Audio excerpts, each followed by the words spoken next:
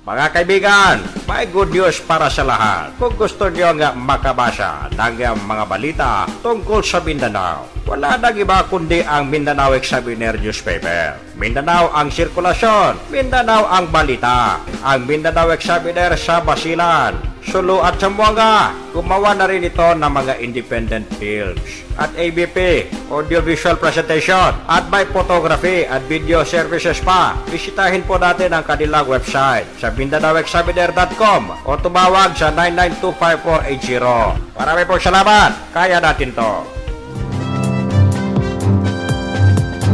Alright mga kaibigan, isang magandang malamig na hapon sa ating lahat. Welcome sa inyong programa, ang Radyo Mindanao. Ito po nyo balingkod, Alosinto. Kasama natin si Abelardo para sa panibagong chismisan, opinyon. Isang oras na naman tayo magtatalakayan mga kaibigan. Pero bago lahat, ingat at maulan ako. Baka tayo mabasa ng tubig. Hello! Howdy! Mayong hapon ka ninyo mga kaigsunan. Kumusta mo karong hapon na? Ay nagumulag tugnaw-tugnaw po ng panahon kay lagi ting ulan na karon mga kaigsunan. Matud pa sa kuano po sa mga maya-maya nganong nalipay ka. Kuan day ito no kay may tubo naman daw ang mga humay. Ang mga mga nana na sila makaon kay mitubo ng mga humay. Okay, but anyway, karong adlaw o naalang gyapon kamo kay lagi kining inyong igsuon inyong parintos kanginan gahapon wain taon kadto diri kay lagi wala may atop ang atong bityo-bityo mao nga mabasa da. So may gani lang gyapon diri ang atong idol nga si Alasinto og karon mga kaigsunan. Hinaot nga nalang gyapon ta sa maayong panglawan, sa maayong panghuna-una, sa maayong pangisip. So, bisag wag kinuon sa kalibutan, kita gyapon mga kaigsunan, magmalipayan lang gyapon ta. Pasalamat sa Ginoo kay lagi antod karon buhi lang gyapon ta. Di ba? Buhi lang gyapon ta.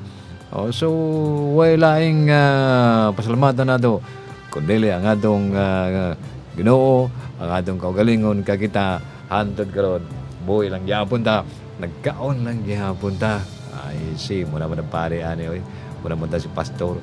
But anyway, unsa may ginabuhat nato karong adlaw, unsa may ginabuhat nato karong adlaw ay kining welcome sa atong tulumanon naman mo sa bukid, naman mo sa balay.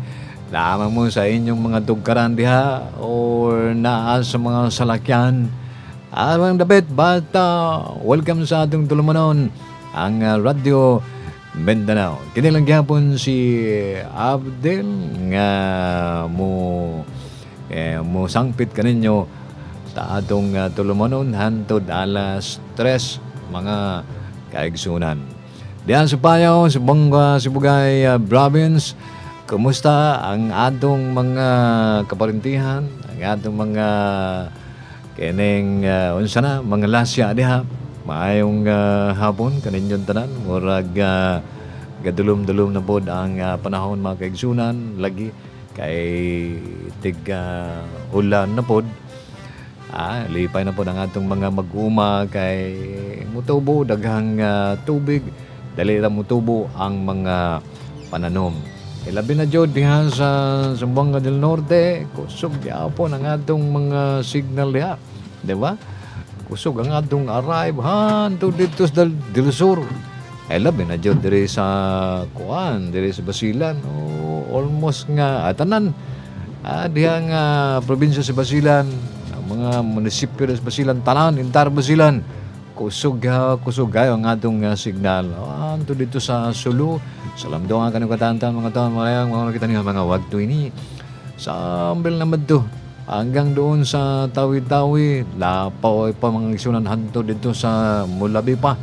Hanto dito sa Malaysia, kusog lang gyapon ang atong stasyon o daghang kay namin sa atong tulumanon kining Radyo Mindanao. Inaot nga kining pasalamat na inaot nga nalang gyapon ta sa maayong kabubuton kay lagi ang bawal magkasakit mato ba nila kay ang atong lawas mao na atong punan, di ba? Mao na atong punan ug banalit na ay gamay nga mabalitean ay tumare mo tambal diha. Tumade mo tambal o inog mo mga herbal nato di ba sa tugkaran kay mauna nga atong gwapo kayo nga atong imnon kay makadali ta kay maayo ang atong naatay na balatian ba di ba? O sige og sige og paminaw mo sa atong tulumanon kay daghan kay tag istorya karong hapuna naatay mga chismis, naatay mga notisya nga gikan dire sa atong nasod dinhi sa Mindanao, dinhi sa Visayas, dito sa Luzon o sa tibuok kalibutan mga kaigsunan unsay mga panghitabo, unsang istorya, unsay mga chismis nga atong ikaag-alagad ninyo. Alright, tama ya. Ay nako, kaibigan, hanggang ngayon wala pa ring tigil ang bakbakan sa Marawi City. Pero bago tayo pumunta dyan mga kaibigan, ang dami tayong maraming natatanggap na reklamo mula sa publiko. Ang Radyo Mindanao dahil dito sa paghuhukay na naman ng Zamboanga City Water District. Makapal yung trapiko, mabigat. Hindi naman natin malaman kung bakit kailan magpapasukan saka pa nagsimula maghukay itong water district. Dapat bago nung bakasyon, 2 buwan yung bakasyon, di ba? Oo, dapat sana ganun Oo, bakit kaya? Yung pipe laying ginawa kung kailan 1 linggo bago magbukas yung klase. Dyan lang sa Sukabon mga kaibigan, ako, napakabigat ng trapiko. Dyan sa Tugbungan, napakabigat ng trapiko. Dyan sa Tetuan, napakabigat ng trapiko. Dyan malapit sa Jollibee. Imagine Jollibee. Di ba meron dyan? Ako, mabigat na yung trapiko pagdating dyan sa City Mall, lalong bumigat dahil dyan sa pipe laying project ng Zamboanga City Water District. Yan yung mga nagbubukas pa lang yung mga public schools. Next week bukas na rin yung mga pribadong paaralan. Dadami na naman yung estudyante at bibigat pa lalo ang trapiko. Ay nako. Dapat sana yung panahon ng bakasyon. Tama. Oo, para hindi tayo magkabuhol-buhol ang ating trapiko, bumper to bumper. Yun. Sabi nga nila Kaya yun, ewan ko, hindi ko maintindihan. Nagsisemento naman, gumagawa naman daan yung ating DPWH. At tinuhukay naman, sinisira naman ng ating water district. Nako. Ay, ano ba yan? Dapat, madaliin to ng nakatenga yung mga yung mga hukay ng water district. Nakatenga. Kaya laking sagabal sa trapiko. Kaya kung siguro mga estudyante tayo mga nagtatrabaho, aga-agahan natin ang gising. Kung nagigising tayo ng alas 7, dapat gumising tayo ng alas 5:30 o alas 6. Sa mga tatay, sa mga nanay na naghahanda ng almusal para sa mga bata. At sa ating mga estudyante, nako. Inaalaman dyan nga temprano, plus pakining checkpoint, di ba? Yung checkpoint pa. Temprano yung mga eskwelahan. Grabe, meron pang no ID, no entry. No entry, no ID. No money, no honey. No pain, no gain. Yan ang hirap pakaliit itong dapat pakaliit ng Zamboanga City pero sa sentro nito mga kaibigan yung center of trade o yung business district ng Zamboanga napakaliit pero napaka-chaotic. Ito pa hindi dyan pa yung mga walang disiplinang mga motorista. Ang numero 1 salbahe sa kalsada dyan sa Zamboanga City yung mga tricycle drivers at yung mga motorcycle riders. Imagine, overtake ng overtake, counterflow ng counterflow. Itong mga motorsiklo, grabe. Ako, nakamotorsiklo ako pa uwi, papunta. Hindi naman ako nag-overtake. Naghihintay talaga ako. Tapos marami pa dyan, hindi nila alam yung traffic rules and regulations. Alam nyo, sa highway, sa kalsada, pag straight yung guhit na kulay puti, ibig sabihin yan, hindi pwedeng mag-overtake. Pero nako, itong mga tricycle, itong mga nakamotorsiklo, although hindi naman lahat, nakita na nila diretso yung linya, yung guhit, nag-overtake pa, nagka-counterflow. Tapos yung pasasalubong naman ng mga sasakyan, ayun, nagkakaipit-ipit na. Kung makita ninyo yung kalsada ninyo, putol-putol yung guhit na puti, ibig sabihin nun, pwede kayong mag-overtake. Pero hindi kayo pwede mag-counterflow.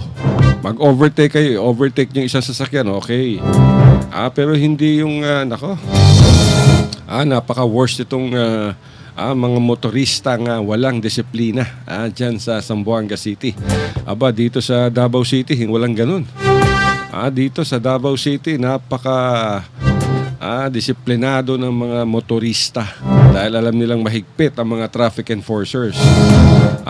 Dito sa Davao City, kahit alas 11 ng gabi, kahit alas 12 ng gabi, may traffic enforcers sa labas. Dyan sa Zamboanga, alas 6 pa lang, wala ka na makikita ang traffic enforcers, mga traffic aid. Meron pa dyan, nasa loob ng KFC, nasa loob ng bentahan ng Tebelisyon na Segunda Mano, nasa loob ng cake house, nagtitext.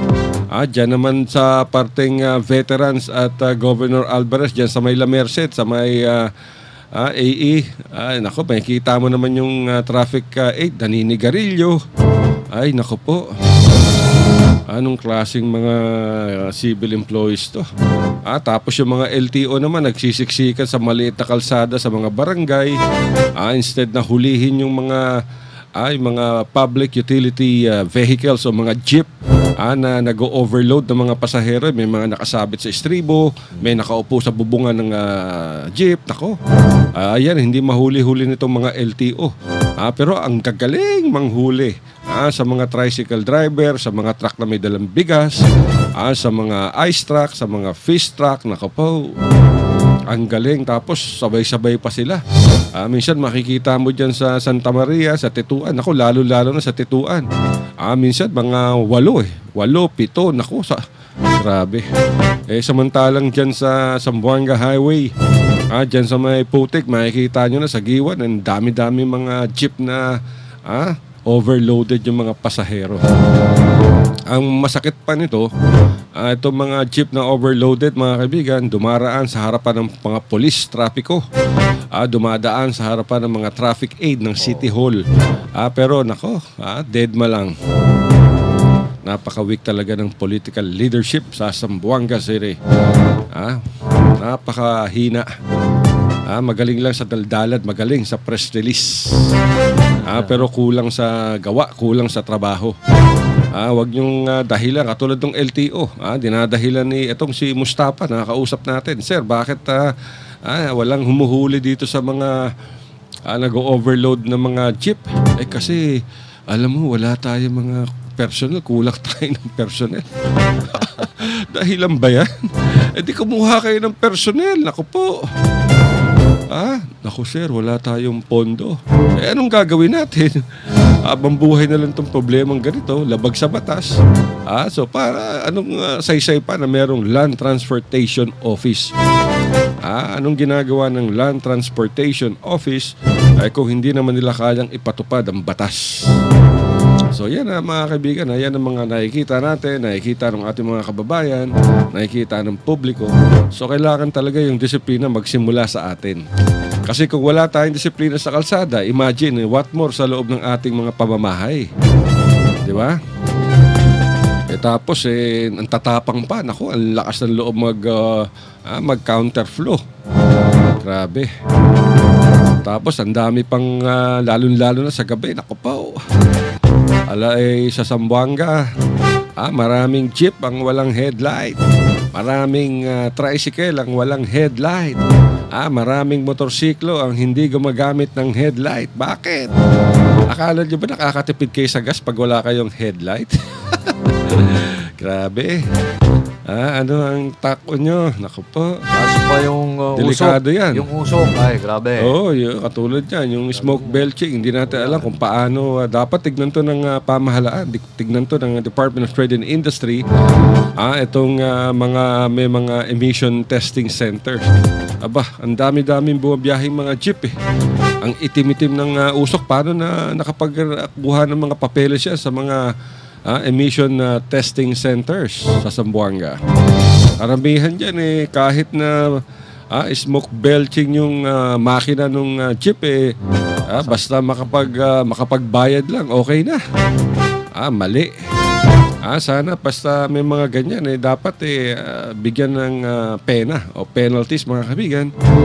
Itong mga emission testing centers na lumalabag o nagpapalusot sa mga sasakyan na talagang source ng smoke pollution. Ayan ang dapat tignan. Hindi bayaran mo lang ng magkano, 300, 350, tapos na, okay na. Konting magic, kahit na ang reading kunyari ng pollution mataas, gagawin nilang mababa lamang. Madali, maraming paraan, basta gustong kumita ng salapi sa kalokohan. Kaya yan ang dapat tignan. Huwag nating pababayaan to, mga kaibigan. Dahil ang asenso ng isang bayan dahil sa tao, sa publiko. Kung walang disiplina publiko, walang disiplina mga motorista, hanggang kailan? Kita nyo ang Zamboanga City, pinagmamalaki ng mga opisyal. Ako, ang ganda-ganda ng Zamboanga, highly urbanized. Meron bang highly urbanized na isang taxi? Wala. Puro tricycle. Paano naging highly urbanized ang isang city na wala kang taxi? Di ba? Meron ka tricycle. Tricycle overcharging pa. Mula airport, pahatid ng terminal, sisingilin ka, 800. Ay, highly urbanized ba yan? Saka nakakita ng gano'n. Pag hindi ka nagbayad, mumurahin ka pa ng driver. Di ba? Minsan, may isang maningil pa nga, 1,000, 1,200 Lalo na pag nakita nila yung dumating sa Zamboanga, medyo bagong salta, bagong muka. Kasi nalalaman nila, sasabihin ang pasahero, Manong, pwede bang pahatid sa dyan sa isang hotel? Saang hotel? Hindi ko alam, sa Tituan. Meron ba Tituan? Oo, meron. Pagdating doon, mula airport hanggang hotel dyan sa Tituan, magkano singil? 700. Grabe. Tapos sa gabi, yung singil ng tricycle, nagtitriple. Para bang yung presyo ng gasolina pagdating sa gabi, lumulobo. Tag umuulan, triple pa rin. Bakit ang taas ng pamasahe? Umuulan. So, ko umuulan? Tumataas ba presyo ng gasolina pag umuulan? Bakit ang mahal ng pamasahe sa gabi? Gabi. So, tumataas ba presyo ng gasolina sa gabi? Kita niyo, mga kaibigan, yung kaswapangan ng tao sa salapi. Pag sobra kang swapang, nakakasuka. Anak ng pati, ito sinasabi natin, huwag maging swapang sa kwarta. Dahil kwarta lamang yan. Ako, my goodness. Yung kwarta ang siyang dahilan ng kaguluhan sa buong mundo. Yan ang dahilan ng kaguluhan sa bawat isa. Pag sobrang swapang ka sa kwarta, pag namatay ka, hindi mo naman madadala. Ilang beses natin sinasabi yan Kaya nga yung kabaong, yung ataol, walang mga cabinet yan. Hindi mo pwedeng palagyan ng cabinet yan. Isaksak mo lahat ng pera mo dyan. Dahil pag namatay ka, tigok ka na. Tuwan-tuwa na yung mga may iwan mo sa buhay dahil sila makikinabang sa salapi mo. Pag namatay ka, masama ka pa, swapang ka pa, matapobre ka pa, patay ka na, minumura ka pa ng mga tao. Alam nyo, maraming ganyan, mga kaibigan. Lalo-lalo na yung mga galing, ito hindi ko nilalahat, lalo-lalo na yung galing sa may hirap, biglang yumaman. Nako, nag-iiba yung ugali.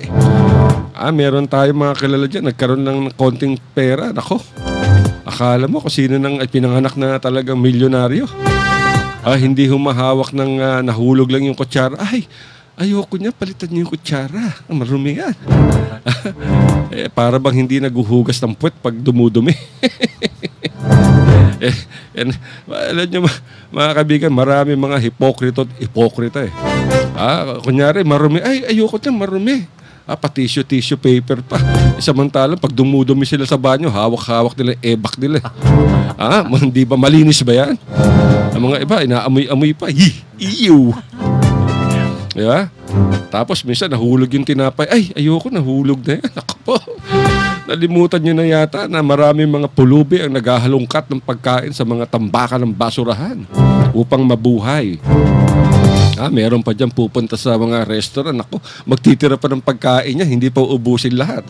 Meron dyan kakain ng hamburger, magtitira pa ng konti. Kakain ng low bread, tatanggalin yung mga nasa gilid-gilid na tostado. Ay, naku po. Pero pagdating sa bahay, ubos naman lahat, isasaw-saw pa sa mainit na kape. Alak ng pating na buhay to. Kaya mga kaibigan, masarap manirahan sa probinsya. Sa probinsya, wala tayong problema. Andyan dyan ang gulay, andyan ang mura lahat, sariwang hangin, walang mga chismoso, walang mga chismosa. Diba? Pero depende rin sa probinsya kung saan. Diba? Pero palagay ko nasa ugali na ng tao. Pumunta kayo sa Japan, ang linis-linis ng Japan. Punta kayo sa Hong Kong, ang linis-linis ng Hong Kong. Yung mga tao doon, napakarespetado sa Japan, di ba? Sa Pilipinas, pumunta ka lang sa palengke, napakadumi. Paglabas mo sa palengke, lalo-lalo dyan sa Zamboanga City Public Market, paglabas mo, amoy pusali ka na, amoy palengke ka na. Di ba? Katulad dyan sa Santa Cruz Market, sa bagsakan sa sinasabi nila. Pumasok ka dyan, ako po. Paglabas mo, amoy yung damit mo, parang palengke na rin. Nagkalat pa dyan yung mga gumagawa ng mga buko Diyos. Ingat kayo, napakadumi. Imagine, kinakalkal nila yung buko, tinatanggal yung laman, yung kamay, nasa loob na ng buko. Tapos yung tubig, hindi mo alam kung saan galing. Tapos yung pinaggagawa nila, tabi lang ng basura. Alam natin, dahil nakuna natin ng video noon yan, ginawa natin ng balita. At pinaalam natin yan sa mga otoridad, lalo-lalo na sa City Health Office. Pero wala namang inspeksyon. Diyan sa palengke, yung mga binibentang lutong pagkain diyan, ingat kayo. Dahil yung mga gulay na yan na ginagamit, yung mga nakatambak sa basurahan, kinukuha nila, hinuhugasan. At yung may mga dumi, bulok, tinatanggal. Yan ang problema. Yung dula ng dula, yung pulang-pulang bunganga. Yung may betel nut. Yun. Yung mga sinasabi nila. Nga. Nga.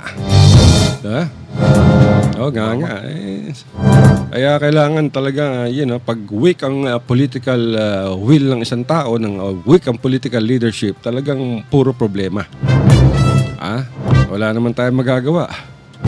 Lalo na sa Zamboanga, lahat ng mga politiko dyan, pare-pareho mo ka, papalit-palit lamang. Pag natapos na yung termino, trabaho naman sa isang GOCC o sa isang gobyerno. Pagtapos sa isang taon, balik na naman ulit sa takbo na naman. Ay, nako. Mabuti pa sana yung panahon itong si Mayor Cesar Climaco. Kung nabubuhay pa sana si Cesar Climaco, nako. Siguro sa ngayon, napakaganda ng Zamboanga. Napakaganda sana ng Zamboanga. Kung si Cesar Climaco ang siyang humahawak ng La Bella, Zamboanga, the City of Flowers. Walang sinasanto yun, di ba? Okay, walang sinasanto yun si dating Cesar Mayor Climaco at ayos ang lahat. Mabait, hindi matapobre, hindi bengador, hindi mapaghiganti, talagang pangmasa. May dala-dala siyang candy. May dala-dala siyang candy at naka-motorsiklo lang. Ang tapang talaga niya, no?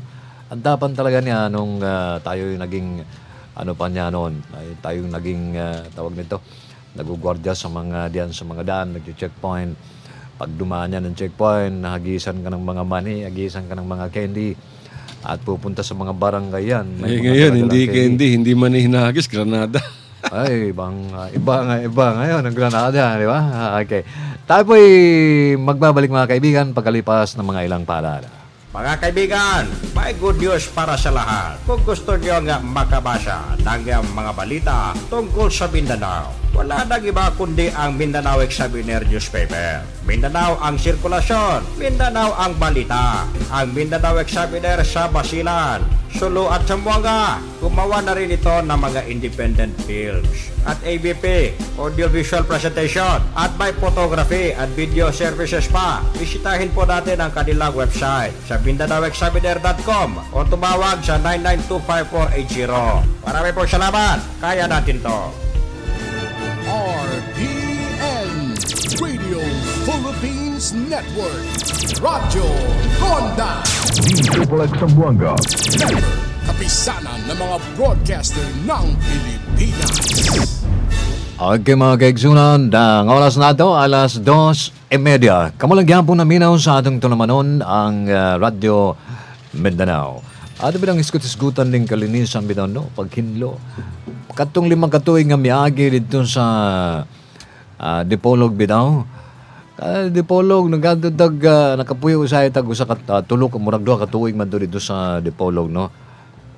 Bisag na tagapuyo des Daplin kilid-kilid nin Sibugay province pero usahay magadto tag Dipolog. Ang mga pulis dito stricto kayo. Makakita lang gani upo sa sigarilyo. Masuko na sila. Ang kasukan nila katong mga dito katong mga stalls nga diha sa palengke. Makakita gani na sila basurahan. Naa daw ay multa. Diba? Unya, bawal ang pagsigarilyo dito. Makita gani kang nagsigarilyo, nagtabako. Sikupon ka sa pulis mo nga. Ang mga tao dito, na ay mutahod sila ba? Kada kada lugar niya, kada area, sila na may hinlo. Mao na tingala ko adto kog palengke ba. Palengke na ng Dipolog sa una. Uy, hinlo man ang palengke dili kay sa baho, dili sa hugaw na ay kada oras, kada kuan na ay tighinlo. Unya ang mga tao dili pun maglabay basura asa-asa. Na kay lagi ang mga pulis dito kay manikop man. Sikupon man nila kinsa tong mga magugahugaw, kinsa tong mga tapon-tapon og mga unsa-unsa diha. Saan niya? Saan? Katong sa Dipolog ba katong mga tulo ka tuig ng miagi. Dipolog. Oo, pero ang pinakamalinis na palengke siguro diyan sa di ba? Nakikita naman natin sa Facebook tagkalat. Yung palengke ng Maramag mga kaibigan sa Bukidnon province. Napakalinis. Talagang napakaganda ng palengke ng Bukidnon. Alam nyo, pag malinis yung palengke, yan ang nag-reflect kung gaano ka-efficient yung city government o kaya provincial government.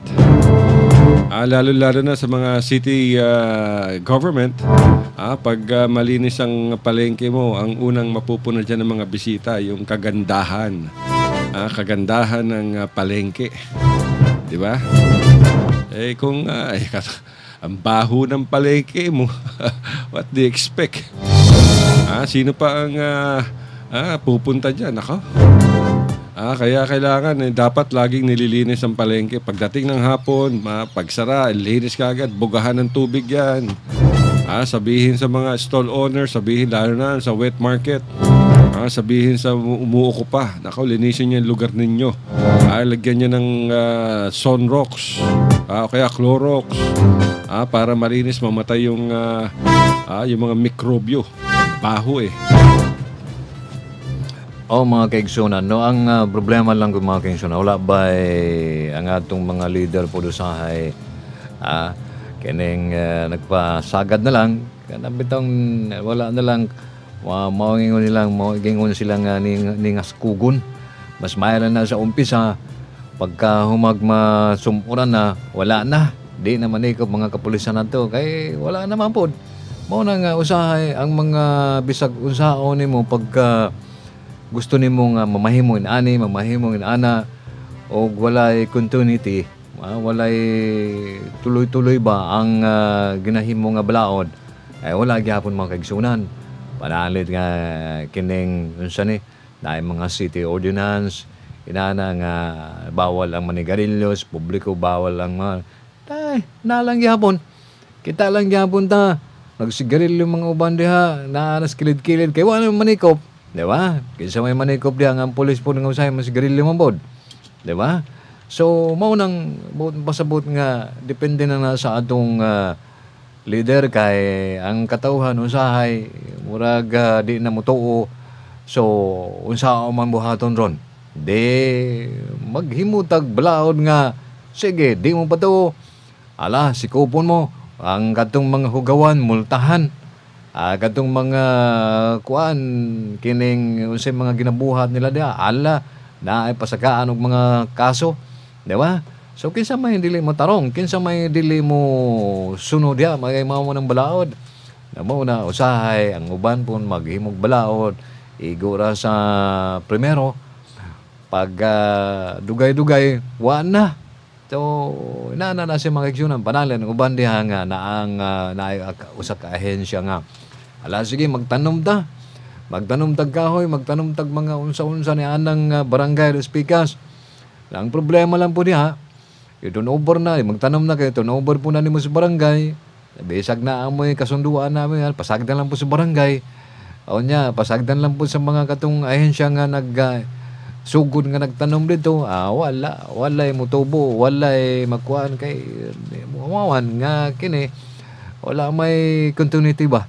Ug na lang untay continuity ang ginaingon nila nga tuloy-tuloy ba ang bisag kinsa ang atong nahimong leader dia sa atong barangay, kinsa na nahimong mayor sa atong munisipyo o sa atong syudad o gobernador sa atong probinsya ug tuloy-tuloy unta na ang pamalaod, di ba? Tuloy-tuloy unta na sa mupungko ang usal lahi na pong iyaha, mupungko ang ikaduha lahi na pong iyaha, so wala ba continuity.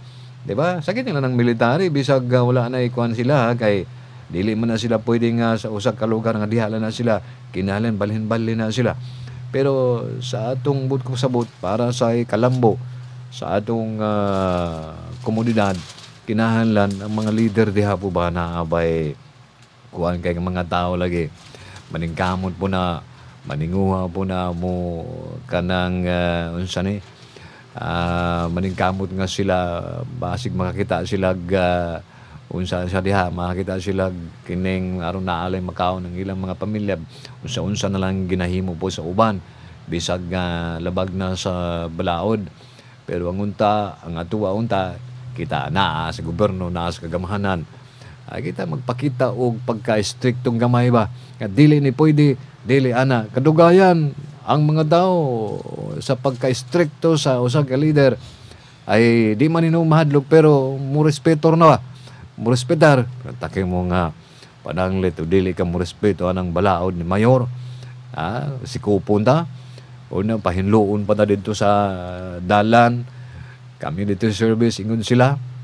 Una ang uban pamultahon pa. Unya pa og pamultahon pa. Pahinloon pa. Unya presyon pa jud. Kanang mga dako-dako ng sala, di ba? So kinsa may dili madisiplina ana, yung ginanang pamalaod. Hantod nga unya pagsunod nga na ana po'y mudagan nga mayo na lahi mga leader, inanto lang gyapon na ay continuation ba? Continuity mato pa sa akong amigo dito. Pero wala gani ana, ina nilang ta magpabilin mga kaigsunan. Sa laing nasod kanabitong mga kining mag-uuma. Sila may dato dito. Tingala gani sa Pilipinas ang mag-uumang magpakaon ang pobre ang magpakaon sa mga dato. Ano kahano? Na maunang uban nga lagi ang atong sa Vietnam, diya sa Japan, diya sa Thailand, kinsa mga dato diya ang mga mag-uuma. Ang mga kining magtatanom diha og mga magkanang silay na pagkaon sa mga dato. Kita diri sa Pilipinas ang mag-uuma ang mangingisda mao ang pinakapobre.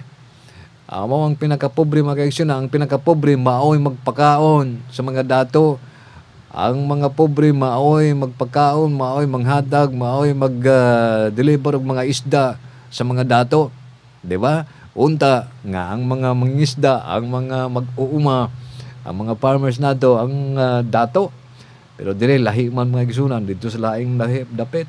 Dato ang mga Israel, mga mag-uuma dito sa Israel, mag-uuma dito sa Amerika, mag-uuma dito sa anang Vietnam, Thailand, dato na yung mga kotse. Pero dress to mag-uma pa sila ng taon. Wala bisag lisod gani magkapalit og kabaw kanabagang kotse. Kaya nga naman, lagi ang mga mag-uuma dito, mga mangingisda dito, namang ko'y hinabang gikan sa atong gobyerno.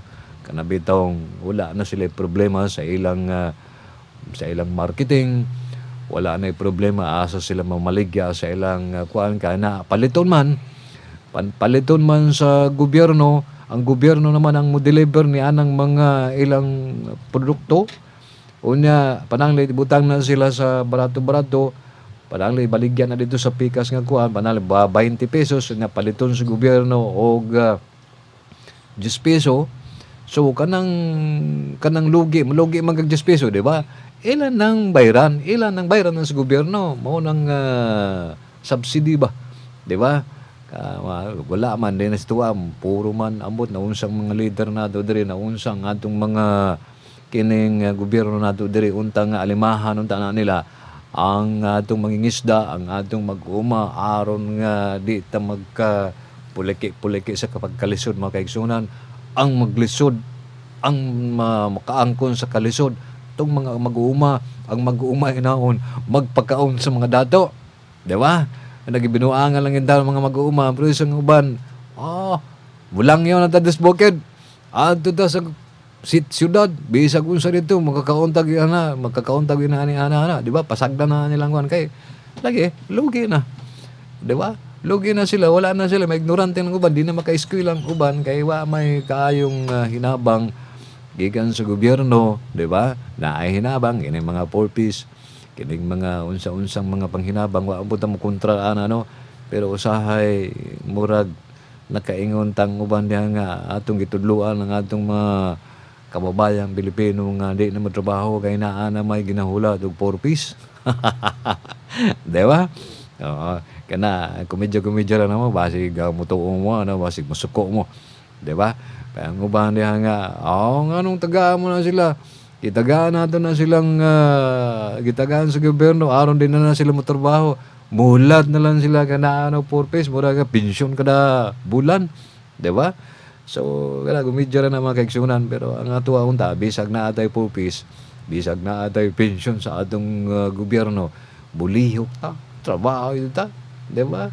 Now, dili man ta bisag kunsa diri nga naatay mga suhestyon, naatay mga mula tagpari diri on saba, pero ang sa tuwa nga kuan lagod kining istorya ta nga unsay kay mahimo nato para sa atong pamilya, para sa atong katawhan. Pastilan karon mga kaigsunan, tanawa ragod naaray murag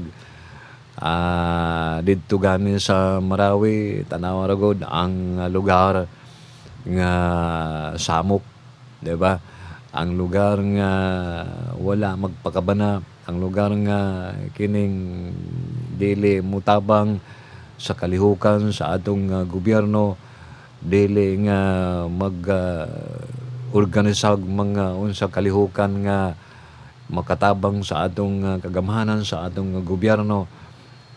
Natanawa ragod kanang murag walay uban nga walay pake ba, walay pake, walay pasagdan na lang na gobyerno bitaw, naabitaw ang gobyerno, naabitaw si Kap, naabitaw si Mayor nga atong gibutang diha, sila na lang intaw na imo unsa na musulbad ni anang mga problema na hantod mga kaigsunan, mudako ang problema antod nga na ay mga tao nga lahim na ang tumong magpakalat ng mga lagim, madug pa sa Tagalog, magpakalat ng lagim pagdating ng gabi na mao na magsingan di karon dili na pagdating ng araw magkalat ng lagim na maghimo na sila mga bomba, maghimo na sila mga unsa-unsa diha. Ang uban diha nasayon man na hibalo man na sila, pero walang sila magsaba-saba ba, naana na sila diha nga sagling lang na sila kay basig kita pay maangil ana, masumbong ta, mutugan ta, kita pay maangil ana, di ba? Mao na usahay maglecture ta ba adto tag mga barangay ingon sila nga FM ingon ko nga kanang kinahanglan na tay aksyon. Di ba? O sa may aksyon atong buhaton, kita ganit ang mga tao diha. Lapog bitaw ko nun, nalapog ko pastilan. Kita bitaw kong mga tao diha. Naay mga tao murag lahi. Ang ilang tumong, lahi ang ilang kilos, lahi ang ilang aksyon, gilos, gana. So, ito ganda na sa atong sa Marines ba? Kaya doon sa dito mas basilan sa Sulu ba? Mga Marines mga diha. Ito ganda na ito sa mga Marines. Oh, ingong pa to sa usa ka teacher. Oh, sa tugan ka sir. Ikaw pa'y bukbuko ni noon sa mga sundalo. Nga naman, kaya di daw tinuod. Namaw na naman kaigsunan. Maong uban nga. O niya, panalin ng tinuod. Ikaw man po'y paimuslan sa mga taong dautan. Bakit ka? Nga nung nagtulo-tulo ka nga na amin diri ha? Naantun nga may anong saban. O, namaw na mga aksyonan. Wala may seguridad. Sino may tulo? Tudlo ba? Dili tudlo. Tudlo. Sumbong ba? Tulo. Ang iba, ang uban, di na mo tudlo kay mahadlok na. Teacher? Tudlo nga yung tudloon nga. Kana. Kuha na. Hukbalahap. Hukbalahap na. O sa na siya. Demonyo na. Diba? Di na. Takot na eh. Correct. Diba? Anyway mga kabigan meron tayong balitang pumasok. Galing sa ating bureau chief dyan sa Cotabato. Na-aresto na kahapon o kagabi ng mga otoridad. Itong si dating Marawi City Mayor Fahad Umpar Salik. Na di umano'y isa sa mga financier at supporter ng lokal na ISIS dyan sa Lanao. At ito ay kinumpirma rin mga kaibigan ni Eastern Mindanao Command Deputy Commander si Brigadier General Gilbert Gapay. At ayon kay Gapay na sakote itong si Salik mga kaibigan dyan sa barangay San Martin sa bayan ng Villanueva sa Misamis Oriental sa Northern Mindanao. At naku po, grabe. Dating mayo yan. Dating mayo. Ito ba asawa ni Alma Moreno, di ba, dati? Naging asawa yata ito ni Alma Moreno, di ba? Ewan ko, dahil ito yata yung dating naging asawa, di ba? Yan na. Mare. At nadakip to mga kaibigan sa kanyang pickup truck. Yung pickup truck niya meron pang pangalang Duterte. At sinabi pa ni General Gilbert Gapay mga kaibigan na batay sa kanilang interogasyon at investigasyon nung nagsisimula pa lamang itong Maute Group na kinabibilangan itong si Brothers Madi, marami to, magkakapatid ng Maute, si Abdullah, si Omar, yung tatay nila si Kayamora na isang araw lamang nadakip sa Davao. Sa Davao City. At sinabi ni Gapay na itong si Fahad, si Pre, ay talagang tumutulong na sa financial at operations nitong Maute o ISIS. At dahil sa matinding seguridad mga kaibigan, inilipat agad kaninang umaga itong si Fahad, yung dating mayor ng Marawi sa Maynila. At maging itong si Kayamora Maute, yung tatay ng mga lider ng ISIS ng Maute Group, ay inilipat na rin mga kaibigan sa Maynila at bantay sarado. Kita niyo naman mga kaibigan. Actually, kagabi pa natin ito nakuha yung impormasyon dahil meron tayong may nagpasa ng larawan nitong si dating mayor sa Radyo Mindanao. At doon makikita sa larawan hawak-hawak ni Fahad ni Salik itong pangalan niya na harap sa kasong rebellion. At lumusob yung mga kamag-anak, pati na rin yung mga abogado. Pero hindi pinapasok mga kaibigan dahil dinala agad to sa Cagayan de Oro sa 4th Infantry Division. At hindi sila pinapasok. Nagmumura yung mga kamag-anak. Bakit daw pinagbawalan sila makita itong si dating mayor ng Marawi? Nalimutan yata nila na na merong martial law. Suspended yung writ of habeas corpus at maaaring iditine ng hanggang saklaw sa panahon ng martial law ang sino man na pinaghihinalaang may kinalaman sa terorismo. Yan mga kaibigan ang latest na balita natin. O bitaw mga kaigsunan. Pero tayo, matingala mo daw ba? Diba? Ano ka, yung sila nga na-involve ni anang mga kalihukan nga labag sa batas, kalihukan nga yung parang demonyo, ano? Bakit kaya sila ang ano nila? Parang pero itong sila ang palagay ko itong kay Fahad more on political kasi natalo sa eleksyon eh. Umupo ngayon si Mahul, si Mayor Mahul. Kaya actually yung mayor ngayon si Mayor Mahul. Oo. Actually nung nagkaroon na ng giyera, lumutang na kagad ang pangalan nitong si Mayor Salik eh. At ito meron tayong natanggap na text sa mga nakikinig sa atin. Tama daw tayo. Itong si Salik, yung dating mayor ng Marawi, ay naging asawa. Itong si Alma Moreno. Pero matagal na naghiwalay ang pagkakaalam ko. Naghiwalay na itong si Alma Moreno at itong si dating Mayor Fahad Salik ng Marawi City. At kung hindi tayo nagkakamali, matagal na to siguro as early as 2014. Inamin na yata to ni Alma Moreno. Dahil chismoso tayo dito sa sa Radyo Mindanao, ang pagkakaalam natin talagang inamin na. At nagulat nga tayo bakit naging asawa ni Mayor itong si Alma Moreno. Pero talagang ganyan sa Islam maaari mag-asawa. Hiwalay naman tong si Alma Moreno. Hanggang sa Islam, di ba? Hanggang 4 ang pwede. Pero talo sila sa mga non-Muslim, sa mga Kristiyano. Kristiyano unlimited di ba? Unlimited. Yung ating security officer dito, tatawa-tawa. Si Ramil. Nakikinig yata. Nakikinig ba si Mrs.?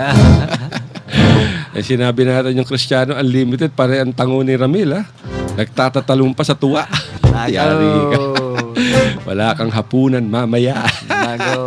Sa di kalambo ka. Bitaw ng mga kaigsunan, no? Kay lagi unsa may sikop na sa karon. Alay panahon nga magsyon ng kanang mga mo dapig ka sa ubang kanang kontra sa atong kagamhanan o para lang makakitag kwarta, para lang pangalap og pondo, para lang musikat, di ba? Nara pa noon, masikop ang tanan. Antod nga, usay, di ka mo surrender, mamatay mga kaigsunan. Kaya lagi patyon, labi na karong martial law. So, asa naman sila? Tinga, labi ta nga nung giling uban nga nung dahil sa tamis ng kanilang dila. Dila, matamis. Matamis ang dila. Basta matamis ang, masarap yan. Matamis ang dila. Hindi lang yung matamis ang laway, pati dila, matamis. Nakukumbinsin nila yung baka mga naman, kababayan natin. Ako, delikado. Matamis ang dila, matamis pa laway. Siguradong diabetic yan. Isa na yan. Ramil. Tawa na ni Ramil. Yung aming chief security rito, pag tumatawa, tumutulo yung laway. Parang asong may rabies. Narinig niya lang yung matamis na dilat, matamis na laway. Ikaw talaga, Ramil. Pati si Raymond Carandang nagtatalon. Nako, bakit kaya? Pag nababanggit natin yung matamis na dila at matamis na laway. Baka naman kumain ng sorbetes siya. Ay, nako. Talagang yan ang sinasabi nila na matatamis ang dila, matatamis pati ang laway. Pati ang ngiti. Nakukumbinsin diba, nila. Ngiti, matamis ang ngiti, matamis ang tingin. Sigurado ako, mataas ang blood sugar yan. Ay, sandali, nalimutan natin batiin. Nag-text sa ating taga Sulu Provincial Government. Nakikinig daw sila dyan sa office ni Governor Toto Tan. Good afternoon dyan sa lahat ng mga empleyado ng Sulu Provincial Government. Sa opisina sa tanggapan ni Governor Toto Tan, sila Al Francis Salinas, si Saijin Syuko at si Bong Abing. Nakikinig lahat sila sa atin. Hindi natin lang kung nandiyan ba si busy raw si Governor Toto Tan. Pero nakikinig daw sila lahat doon araw-araw. Pati sa website ng Mindanao Examiner. Nakikinig sila dahil doon makikita ang ating broadcast araw-araw. So maraming salamat sa inyong pakikinig dyan. Napakasipag nitong si Governor Toto Tan. Talagang hands-on. Maraming proyekto tulad ng kanyang tatay, si Governor Sacortan, si Papang, na BFF ni Pangulong Rodrigo Duterte. Good afternoon sa inyong lahat. Dyan sa provincial government, sa mga civil employees, iba't ibang munisipyo, at sa lahat ng mga tausug. Assalamualaikum. Okay mga kaigsunan, murag wala na good tayo panahon. No? Ayaw ninyo kalimte ugma ang atong Friday ba ugma, di ba? Hindi Biyernes. Biyernes. Friday mo na. Okay. Jumaat. Ayun kalimte ang atong programa kining partner namin yan, mga kaibigan. Sa Bilal Mokta din. Kinilang gihapon si Abdel manamilit na og mayong hapon kaninyong tanan. Nako, namilit na raw, nagkapilit-pilit na. Pero maraming salamat sa iyo, Brother Abdel. Ayun mga kaibigan, wala na tayong oras. At nais nating magpasalamat sa lahat ng mga sumusuporta, lahat ng mga nakikinig sa atin. Isang oras na chismis. Dito lamang sa Radyo Mindanao. Ito po niyo balingkod, Alazinto, nagsasabing isang malamig na hapon sa atin lahat. Ingat, I love you, Mama. Chup chup.